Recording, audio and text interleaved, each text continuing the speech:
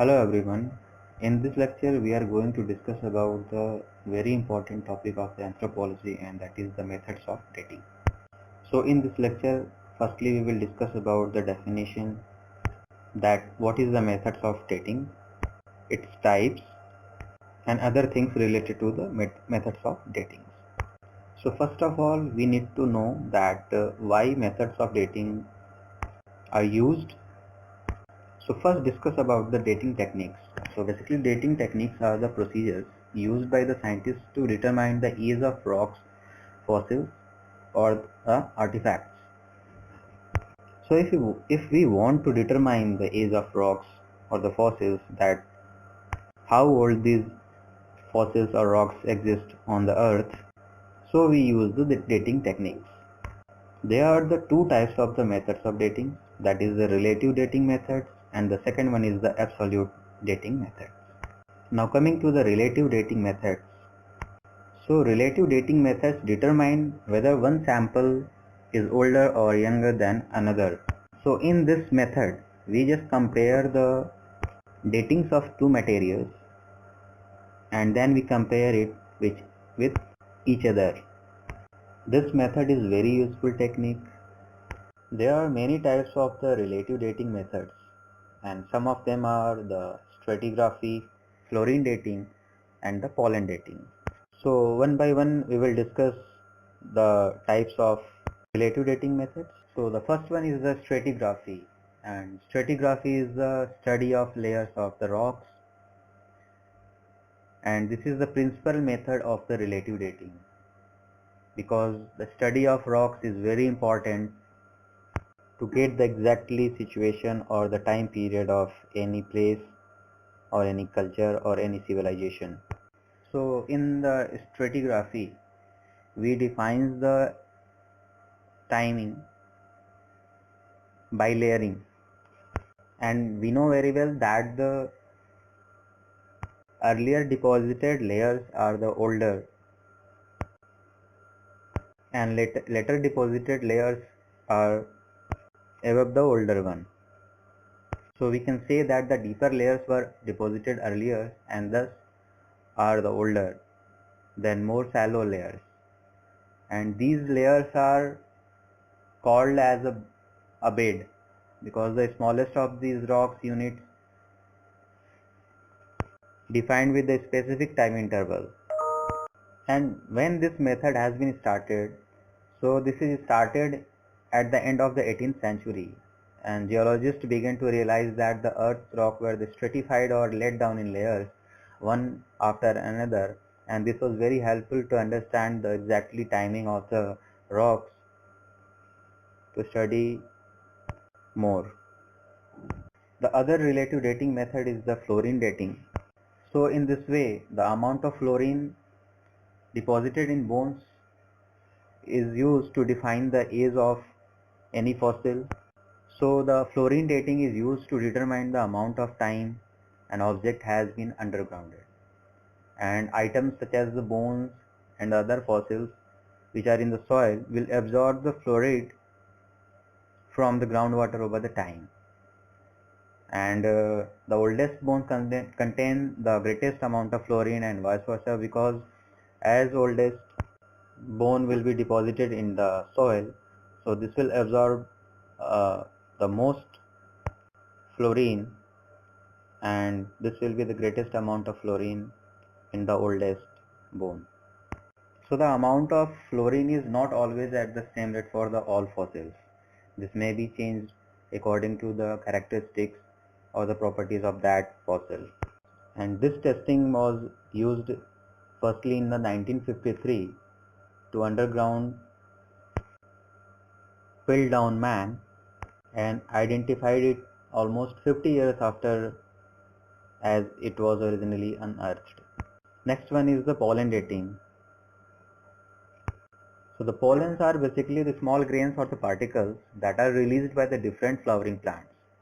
So we can say that each flowering plant releases pollens, and each year seed bearing plants release the large numbers of the pollen grains, and these pollens are preserved for a very long time, and this can be used to reconstruct the prehistoric environments, that how was the environment in the past or in the history was there, and this can be done through the pollens of the flowering plants. So the pollen can be preserved or can also become fossilized in the arid conditions if the soil is acidic or the cool. The second dating method is the absolute dating method, and this is used in terms to describe any dating techniques in the terms of years, and this gives the dates in the absolute terms. That's why we use this method as an absolute dating method, and the dates are used in the units of years, that might be in the AD or the BC. So this dating method basically gives the dates in range of some margins, and that will be based on the solar years. So there are two types of the absolute dating methods, and that one is the dendrochronology or the tree ring dating, and the second one is the radiometric dating methods.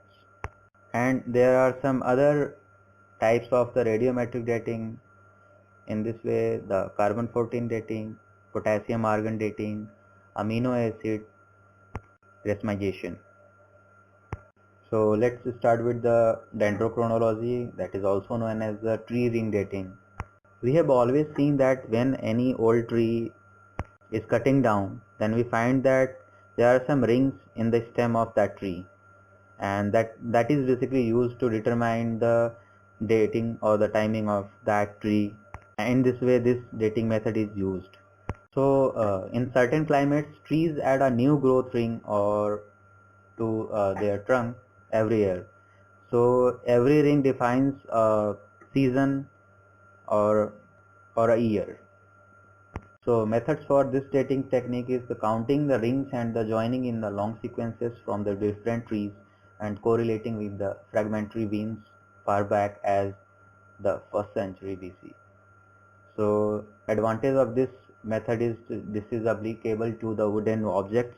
This is also the limitation, that this is applicable only to the wooden objects. This can be used in the regions where the trees are of the great age, because the older the tree, we will get the many number of rings in the stem of the tree. This is also only useful in the regions where the rainfall is seasonal and growth of the rings are regular, because this will be easy to count the circles and determine the dating of that tree. Now second one is the radiometric dating methods, and as this has been divided into the many parts. So first one is the carbon-14 dating. So this one is the most important carbon dating technique, and this was invented by the J.R. Arnold and the W.F. Libby. This dating method is best known and the most widely used. If we're talking about the principle, that on which principle it works, so it is based on the fact that all the living organisms absorb radioactive carbon. And now we will discuss about the chance of the events. So the solar radiation bombards in the upper atmosphere, where it collides with the free floating nitrogen atoms, converting them into the radioactive carbon atoms. Second event is both carbon-14 and the carbon-12 link up with the oxygen to form the carbon dioxide, which enter in all living organisms.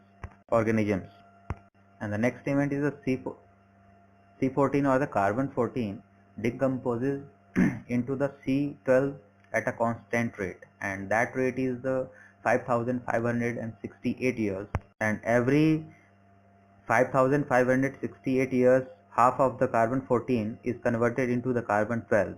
So this is called the half-life of the carbon-14. So if we know the rate of the decline, so we can easily measure the dating of the any plant or animal by their remains and compare it to the ratio of the living organism and compute the time it had been died. And so the age is calculated by the counting the beta rays emitted by the remaining carbon-14. Coming to the uses of this carbon-14 method, so age up to 15,000 or 50,000 years can be calculated, and the most effective for the sites dating between the 50,000 to the 2000 years before to the present. So this method is very useful to date between the 50,000 years to 2000 years before. There are some limitations, that is the variation of plus minus 180 years in the dating, and its result depends upon the rate of the carbon-14 produced in the atmosphere. So next one is the potassium argon dating, and this is basically based upon the decay of the potassium-40. And the half-life of the potassium-40 is the 1.3 billion years. And potassium is a very common constituent of the rocks, and the decay of the potassium-14 is into the argon-14 is only 11.2% under the intense heating condition, and that will be the volcanic eruption or other heating conditions. And as time goes on, the amount of potassium-40 decreases while the amount of argon-40 increases. So we can say that the potassium and argon are the inversely proposed. Example of cooled volcanic rocks. So ratio of potassium-14 to argon-14 40 is measured with the help of a spectrometer. Next method is the amino acid racemization, and this is basically occurs in the two forms. That one is the L-amino acid and the D-amino acid.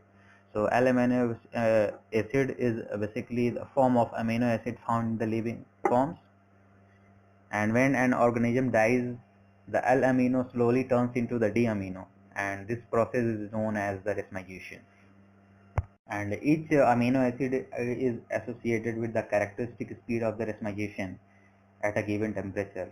If we are taking the example that in the aspartic acid, the racemization is